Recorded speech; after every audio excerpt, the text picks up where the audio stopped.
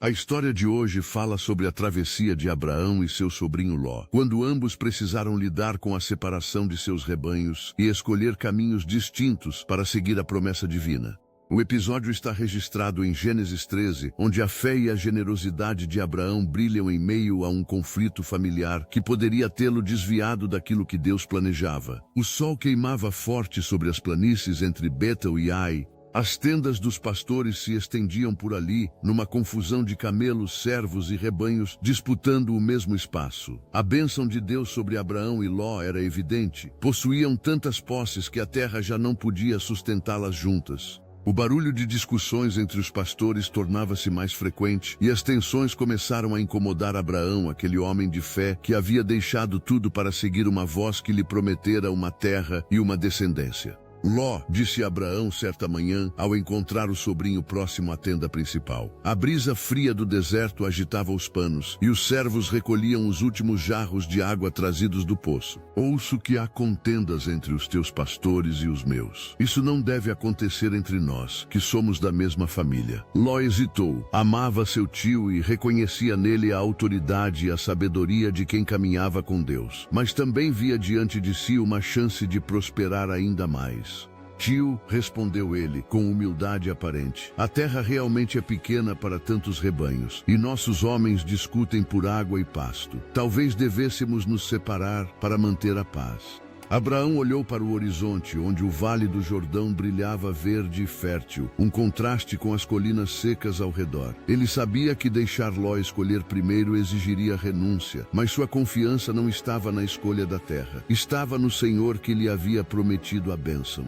Não haja contenda entre nós, disse ele com serenidade. Escolhe tu primeiro. Se fores para a esquerda, irei para a direita. Se fores para a direita, irei para a esquerda. Ló se aproximou da borda do monte e observou o vale em direção a Zoar.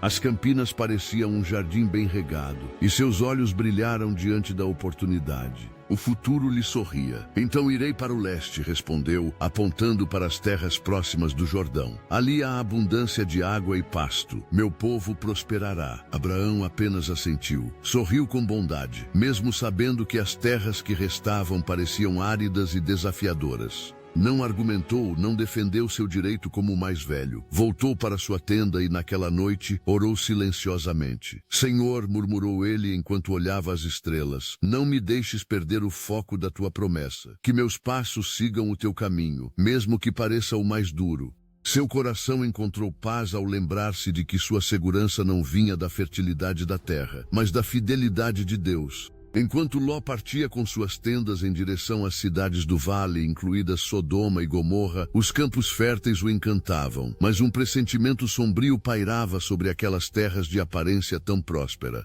Abraão permaneceu entre as colinas, talvez mais pobre aos olhos dos homens, mas mais rico na confiança que brotava entre ele e o Deus que o chamara. Pouco tempo depois, quando o silêncio voltou a dominar o acampamento, o próprio Deus falou a Abraão: levanta os olhos e olha desde o lugar onde estás, para o norte, o sul, o oriente e o ocidente. Toda essa terra te darei, a ti e a tua descendência, para sempre. Abraão inspirou fundo e sentiu o vento quente do deserto acariciar seu rosto. Agora entendia. A bênção não dependia de onde ele estava, mas de com quem ele caminhava. Os meses se passaram e notícias chegaram. A rica planície do Jordão, escolhida por Ló, começava a ser contaminada pelas práticas perversas de suas cidades. A ganância e a violência cresciam, e o coração do sobrinho, antes tranquilo, agora se inquietava. Ao saber disso, Abraão sentiu um peso na alma, mas não rancor. Apenas orou por Ló. Que o Senhor o guarde, dizia, enquanto olhava distante para o horizonte onde o sobrinho se instalara.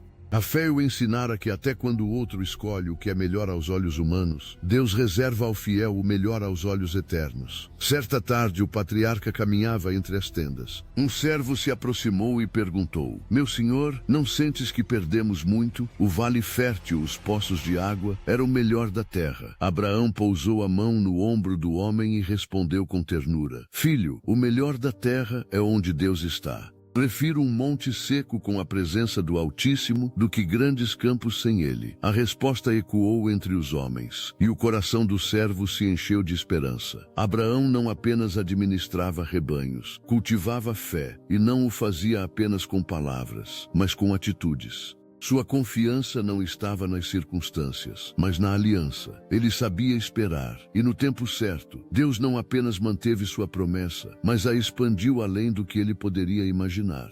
Anos depois, quando o Senhor multiplicou sua casa e confirmou a promessa de uma grande descendência, Abraão olhou para trás e compreendeu o propósito daquele momento de renúncia. Cada decisão tomada em fé tinha moldado seu caráter para estar pronto a ser chamado amigo de Deus. A separação que poderia ter sido uma perda se transformou em um degrau para um relacionamento mais profundo com o Criador. Quantas vezes nós também somos colocados diante de escolhas assim? Vemos o outro prosperar, achamos que ficamos com o que sobrou e o coração tenta murmurar. Mas a lição de Abraão ecoa clara. A fidelidade a Deus sempre frutifica, mesmo em terra seca.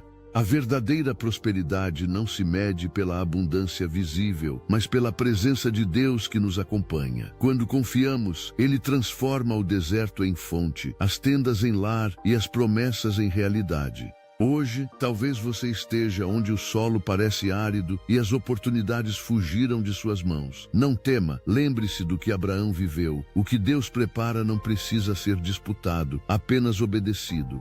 A cada passo de fé, o Senhor amplia o horizonte e mostra que a sua bênção não pode ser comparada às vantagens humanas. Escolha confiar e deixar Deus conduzir o seu caminho.